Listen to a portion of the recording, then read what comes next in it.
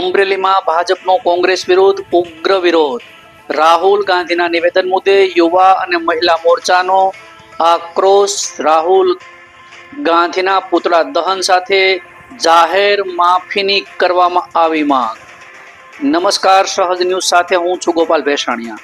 દિલ્હીમાં યોજાયેલ AI summit દરમિયાન ભારત દેશ અંગે કરેલી કથિત વિવાદાસ્પદ ટિપ્પણી બાદ રાજકીય વાતાવરણ ગરમાયું છે. આ મુદ્દે અમરેલી ખાતે ભારતીય જનતા પાર્ટીના યુવા મોરચા તેમજ મહિલા મોરચા દ્વારા કોંગ્રેસ વિરુદ્ધ પ્રચંડ વિરોધ પ્રદર્શન કરવામાં આવ્યું હતું.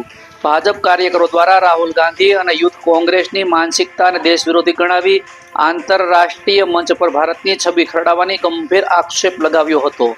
મહિલા મોરચાની આગેવાની હેઠળ ધરણા કાર્યક્રમ યોજાયો હતો, જેમાં મોટી સંખ્યામાં કાર્યકરો ઉપસ્થિત રહ્યા હતા અને કોંગ્રેસ વિરુદ્ધ જોરદાર સૂત્રોચ્ચાર કરવામાં આવ્યા હતા.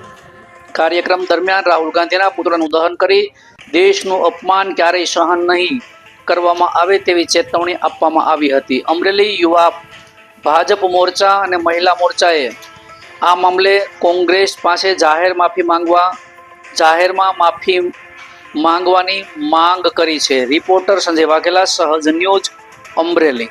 દિલ્હીમાં યોજાયેલ એઆઈ ઇમ્પેક્ટ સમિટમાં વિશ્વભરના આગેવાનો નેતાઓ ઉપસ્થિતિમાં કોંગ્રેસે જે એની મેલી મુરાદ જતી કરી છે, આખા દેશને બદનામ કરવા માટેનો જે પ્રયાસ કર્યો છે, રાહુલ ગાંધીના નેતૃત્વમાં યુવા કોંગ્રેસના કાર્યકર્તાઓએ ઉઘાડા શરીરે એઆઈના સમિટ ઉપર જઈને વિરોધ કરીને ભારત દેશનું માથું શરમથી ઝુકાવી દીધું છે.